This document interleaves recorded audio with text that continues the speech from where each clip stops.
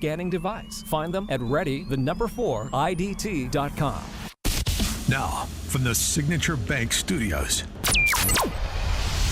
This is Chicago's Morning Answer with Dan Proft and Amy Jacobson on AM 560. The Answer.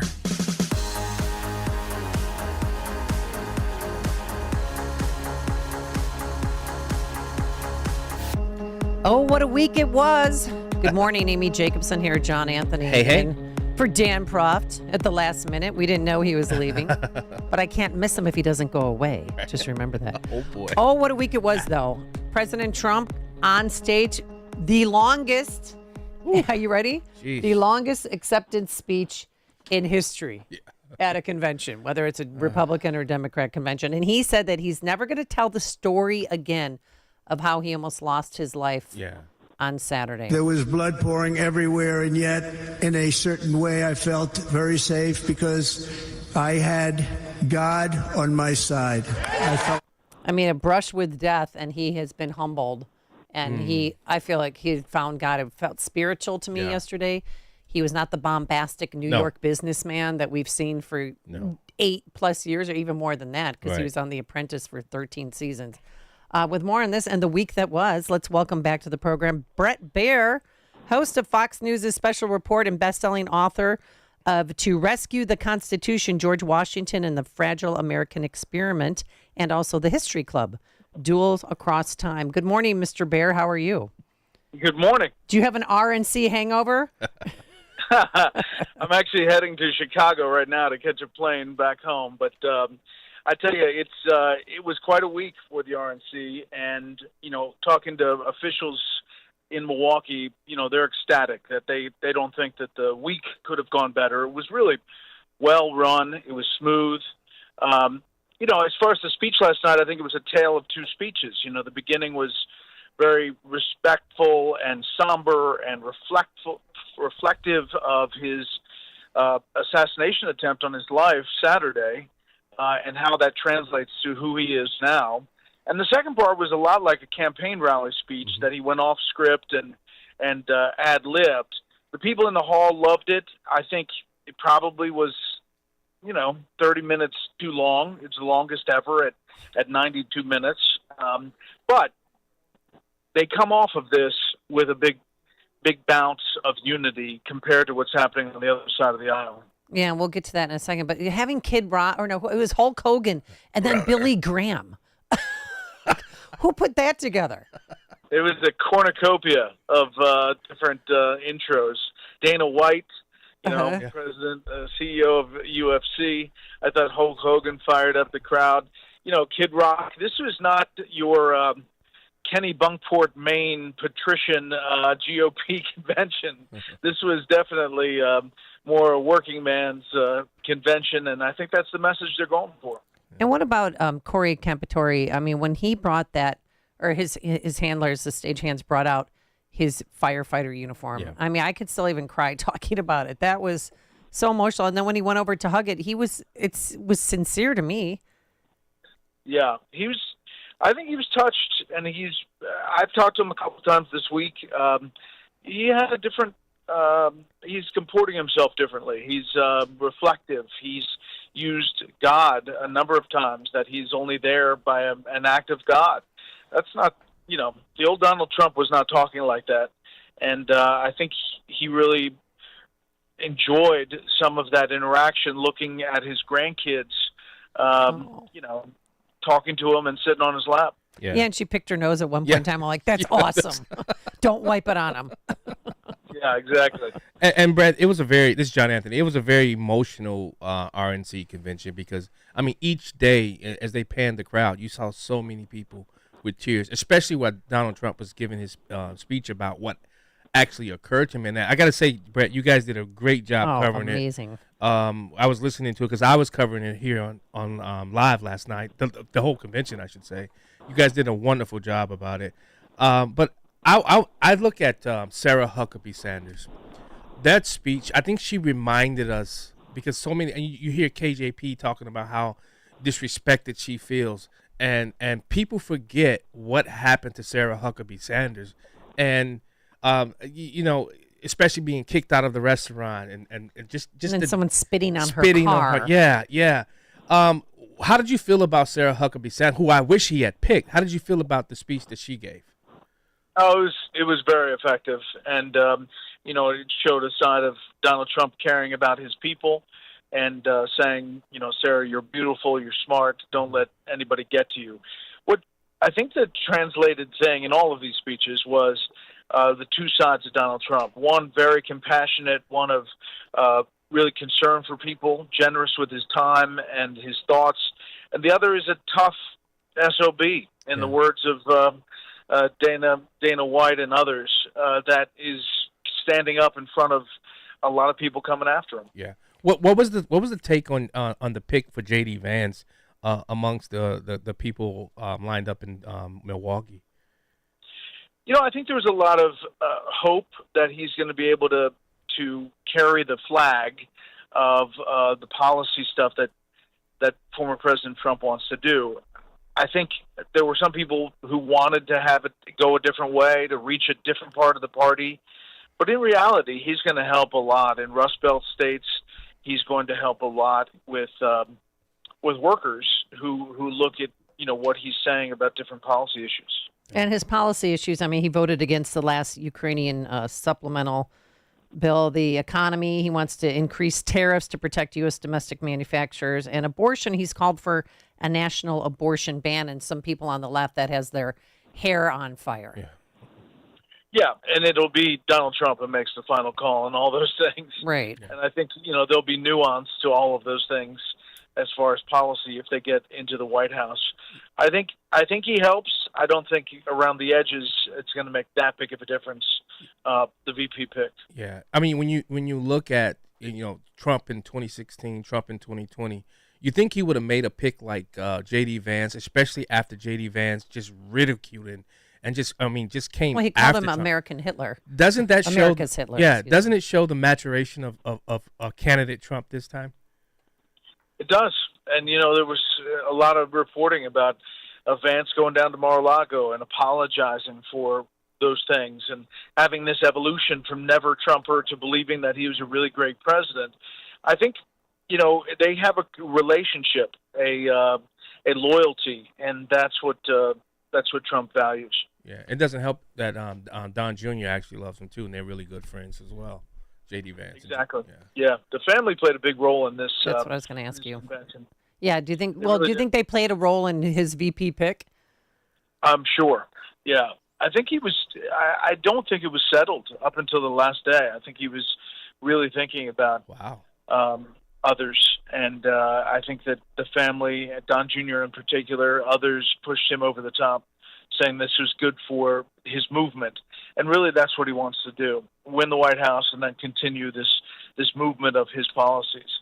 Listen, if Democrats choose somebody else besides President Biden, and I don't know whether it's Kamala Harris or someone else, there will be a resurgence of attention on the Democratic ticket, especially if it's a young ticket. Do you really believe Biden has COVID? This is the third time he's had 8 shots, whether they be the vaccine or the boosters. Or do you think that was just an excuse to get out of something?